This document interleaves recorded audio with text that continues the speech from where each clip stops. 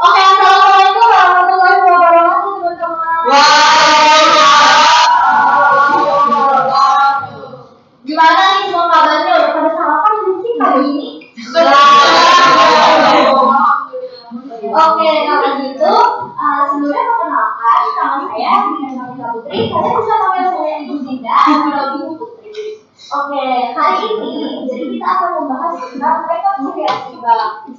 Nah, kalian pernah mikir nggak sih kenapa saldo kas di perusahaan dan saldo kas di rekening koran bank itu selalu beda? Nggak selalu beda sih sebenarnya. Kadang sama, tapi kadang juga berbeda. Kenapa ada yang jawab? Boleh sama. Karena kalau di rekening koran itu kan dari POV-nya bank, sedangkan kalau di saldo kita itu dari POV-nya sebagai nasabah. Tapi kan bedanya sama-sama pasti nih kalau bisa ada perbedaan. Coba boleh dijelasin. Karena waktu dari POV-nya bank berarti kan itu kan uangnya itu kan berarti kan keluar kan. Sedangkan kalau dari POV-nya nasabah uangnya itu kalau dari POV-nya bank uangnya itu masuk, sedangkan kalau dari POV-nya nasabah uangnya itu keluar. Oke, jawabannya sama, ada benarnya tapi mungkin kurang tepat ya, karena namanya pencatatan pasti ada beberapa kesalahan atau ada beberapa yang terlewat, contohnya kayak pencatatannya itu salah atau ada sesuatu yang tidak tercatat. Nah, makanya itu kita akan membahas rekonsiliasi bank. Apa sih rekonsiliasi bank itu? Rekonsiliasi bank itu ibarat kita mencocokkan kas punya perusahaan sama kas milik kita yang dicatat oleh bank. Contohnya kayak kalian punya uang nih di rekening kalian, terus kalian nyatet juga nih di Excel, tapi kalian suka berbeda. Apa yang harus kalian lakukan? Tapi kita akan mencari kenapa nih bisa selisih, di mana letak salahnya, ya kan? Nah, sebenarnya rekonsiliasi bank itu tujuannya buat apa sih? Yang pertama, untuk mengetahui saldo kas yang benar itu dari sisi perusahaan atau dari sisi bank, lalu untuk menemukan kesalahan atau selisih dari pencatatan, lalu juga untuk meningkatkan keandalan laporan keuangan. Nah, ini adalah faktor beberapa yang menyebabkan perbedaan saldo. Yang pertama, setoran dalam perjalanan. Jadi di kas perusahaan sudah tercatat sebagai pengeluaran, namun belum dicatat di bank. Kedua itu ada cek beredar atau expenditure. Jadi perusahaan sudah mengeluarkan cek, tapi cek itu belum dicairkan ke bank, maka pihak bank belum mencatat itu sebagai pengeluaran. Itu ada biaya administrasi bank yang dimana biaya tersebut sudah tercatat di bank tapi belum tercatat di perusahaan. Sama juga dengan pendapatan bunga. Lalu kesalahan pencatatan itu biasanya sering terjadi di antara kedua belah pihak. Langkah penyusunan rekonsiliasi bank yang benar itu, yang pertama kita harus membandingkan saldo buku kas dan rekening koran. Yang kedua kita harus mengidentifikasi penyebabnya apa aja sih kenapa bisa beda saldonya. Yang ketiga kita harus menyesuaikan saldo menurut bank.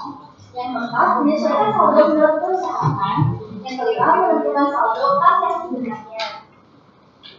Nah di sini ibu ada contoh sederhana dari rekonsiliasi bank. Di sini ada ditemukan beberapa data, berupa saldo bank sebesar 10 juta, saldo menurut perusahaan 9 juta 600, lalu ditemukan ada setoran dalam perjalanan 1 juta, cek beredar 300.000, biaya administrasi bank 100.000 dan pendapatan bunga 1 juta 200. Nah dari POV saldo bank, saldo yang ada di bank itu ada 10 juta, tapi di saldo perusahaan itu hanya 9 juta 400.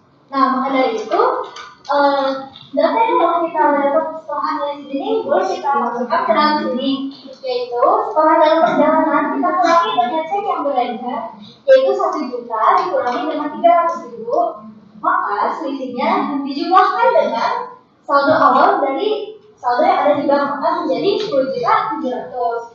Lalu kalau menurut POV dari perusahaan saldonya itu ada 9 juta 600, tapi di sini ditemukan pendapatan bunga dan juga biaya administrasi. Maka dari itu biaya pendapatan bunga dikurangi dengan biaya administrasi, lalu sisinya dijumlahkan dengan 9 juta 600 saldo yang ada di perusahaan awalnya.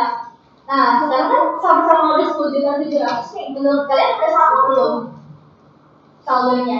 Sudah sama-sama semuanya. Oke, supaya kalian semangat dan lebih fokus lagi, kita mulai speaking dulu ya. Kalau ibu bilang angka ganjil, kalian tepuk tangan 2 kali. Tapi kalau ibu bilang angka genap, kalian tepuk tangan 1 kali. Genap 1.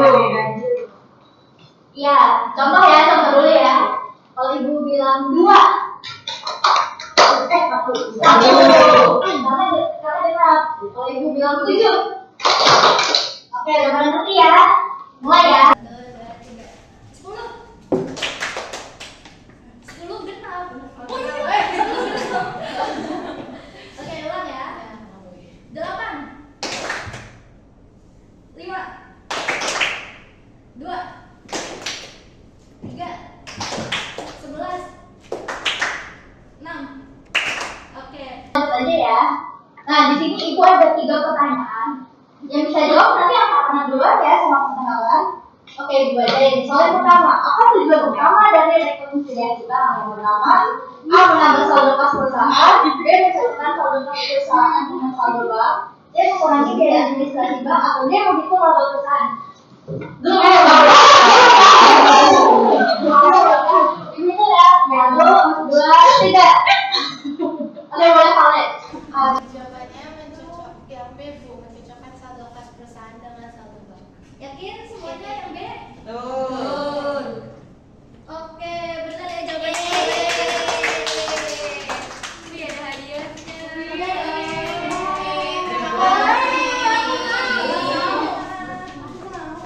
Ibu saya Bu.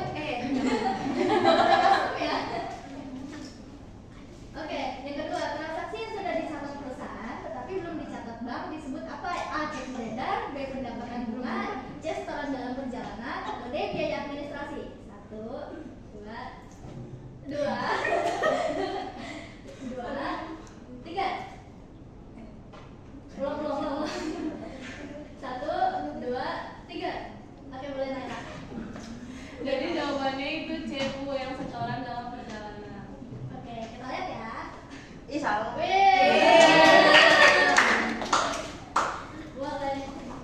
Kita ibu aja ini ya.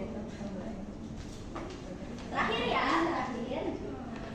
Oke, cek beredar adalah cek yang sudah dicairkan bank, cek yang sudah dikeluarkan perusahaan tapi belum dicairkan penerima, cek yang hilang atau cek yang ditolak bank. 1, 2, 3. Oke, boleh salah. B. Cek yang sudah dikeluarkan perusahaan tapi belum dicairkan penerima. Yakin? Yakin banget ini mah. Oke. Yeay. Terima kasih, Bu. Oke. Ya udah habis nih. Ya.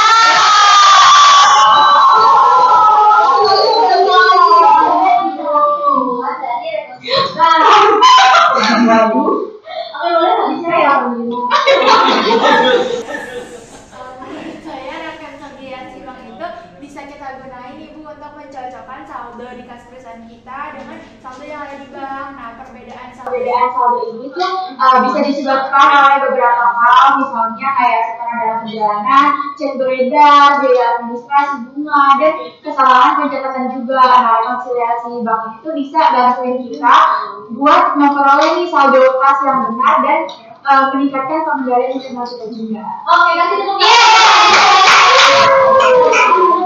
Untuk hadiahnya betul ya. Oke. Kali ini itu aja untuk kalian. Sekian terima kasih. Assalamualaikum warahmatullahi wabarakatuh.